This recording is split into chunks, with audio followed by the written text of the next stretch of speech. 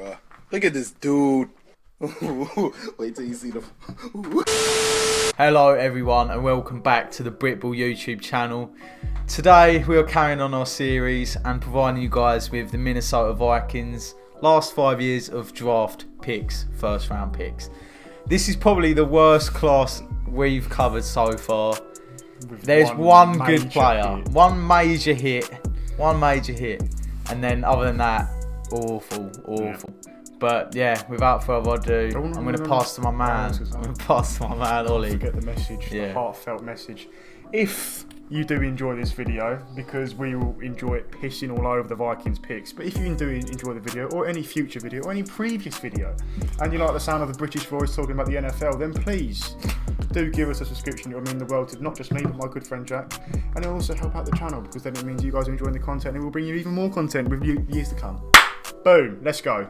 Okay, first off, we have my man, Justin Jefferson. I like him a lot. Who doesn't like him? Right, fourth wide receiver taken and by far the best so far. Just about, yeah. Yeah, he was coming into the class. Everyone was saying, oh, he's a slot guy. He's just going to be in the slot. Like, this guy can do it all. He's burning people in the slot. He's even lining up outside. He's great. I love watching him. And he really went off this season. 1,400 receiving yards. Second highest graded wide receiver according to PFF. And like, should have been just first. A fun player to watch. And not just the celebrations. I mean, he just plays with swagger. Even he tells off Kirk Cousins and shouts at him all the time. So what's there not to love? Yeah, I mean, I think the Vikings' offense this season was incredibly enjoyable to watch. Not just him, but Dalvin Cook as well, Adam Thielen. And I don't know if it is too far or not. I don't think it is. I actually think he's wide receiver number one already. Like, he's put Adam Thielen, and Adam Thielen is talented. That tells you how good this guy's been. 1,400 receiving yards. It's the best. He set the NFL record for most receiving yards by a rookie wideout in the Superbowl era, and he's had the greatest rookie season since Randy Moss first entered the league. He's also the first wide receiver to earn All-Pro honours for a rookie since Randy Moss in 1998. 70.4% catching. He's got very safe hands, consistently running perfect running routes. He's Mr. Reliable, Mr. Effective. He's a brilliant person, and he's going to be easily one of the best wide receivers in years to come. Yeah. Like, he probably should have been wide receiver one. I don't understand how. Devontae Adams had a brilliant season, but for a rookie to do that walking into the league, that is brilliant. Yeah. Definitely. I don't think he's going to be good as Randy Moss. Moss is going to be more dominant. He's a bigger guy. But he's had as good of a season as Randy Moss first entered the league, and that tells you how good he's been. On to my guy. Now the bad pick start. It's downhill from here. Jeff Gladney. Provided a picture of him getting burnt. Yeah. Just burn after burn after burn. No interceptions, 3 passes defended. The only thing I can say is that he did show growth as the season went on, but that was after a very, very poor start, and it had to go up from there, just on how poor he was being. He was thrust into the starting lineup without a pre-season, so you have to cut him some slack in that regard. It was never going to be easy, especially with COVID going on, without any fans, etc. So I will give him some slack. But up until November/December, he struggled bad. Like, he got burned, he got beat by veteran receivers, couldn't track their runs.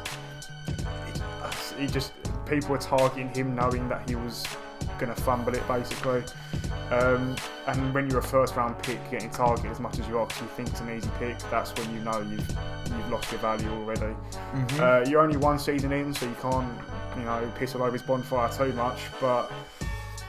And there's also another thing that I actually do agree with this. The Vikings can't go on for 5 minutes. I know, so the Vikings did have a lack of pressures throughout the season, so it was inevitable that the corners in the secondary would struggle when the quarterback's got so much time to throw the ball. But even then, you've still got to do better. Yeah, I do feel bad for them because their defense was so banged up. Like, by the end of the year, they were playing with practice squad guys around them. But yeah, bad pick. Very bad pick. Oh, great. So, I'm left with Garrett Bradbury. Not gonna lie, did not know a lot about this player, but if you take a centre in the first round, he has to be plug and play. That's the bottom line. We know the standard for the centres now these days. If you're taking in the first round, you're in the lineup. You're supposed to be solid for years, and this guy has not been solid. He has got good skills in the run game with Dalvin Cook, but then he's not really helping Kirk a lot at all. And he's not a mobile quarterback, and Bradbury just gets done by pass rushers on the interior. Yep. So it's not a good pick, and it's not someone you can build your O-line around at all unless he dramatically improves, which there is still room, but yeah, it's not a good pick. His 5 sacks allowed in the NFL season just gone was the second highest in the NFL, and his four penalties was 7th highest. The only reason why I could actually find they still keep this guy is because his run blocking is actually very good, but his pass defense is tragic. But apart from the run defense, this guy's got nothing good on him. Mike Hughes. Hughes. Corner drafted out of North Carolina and Central Florida. He had 2 colleges. In 24 games, he had 7 starts. Only 4 games in 2020 for PFF of, as you can see, 54.4. He did miss over half the games. He has been in the NFL, ever since he entered the NFL, he's missed over half his games through injury.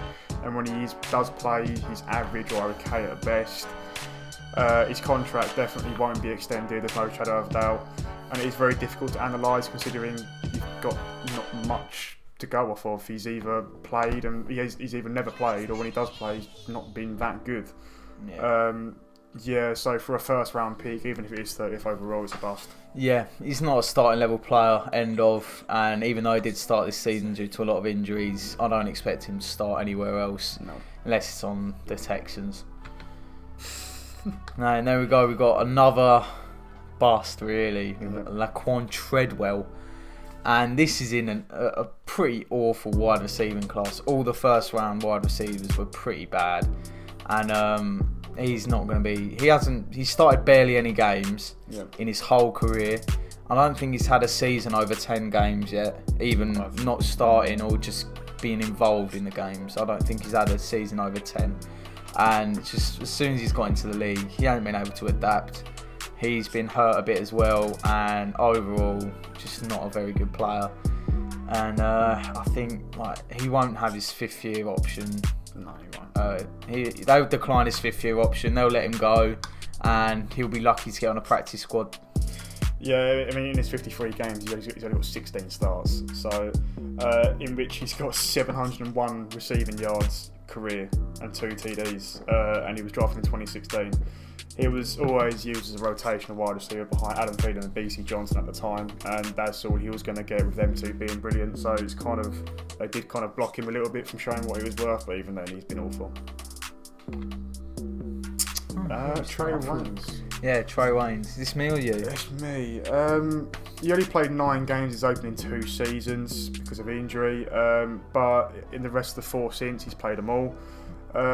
He's now with the Cincinnati Bengals because the Vikings couldn't agree with his wage demands because they were quite high considering he wasn't the best. He has struggled since he entered the league, there's no doubt, but he did show glimpses at times, but that doesn't really mean much when you're a first round pick, especially during his sophomore season. That was probably his best, but it wasn't sustained across his career at all. The stats are very underwhelming, and he needs to reinvigorate his career elsewhere because he didn't get anything out of the Vikings. And the days of first round worth are definitely behind him, I'm afraid. It's just not worked out.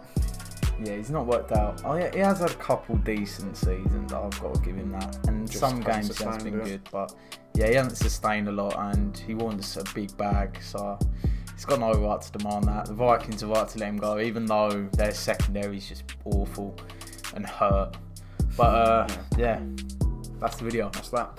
That is all of the NFC North done, and if we're following the AFC trend, our next one will be my division, I believe.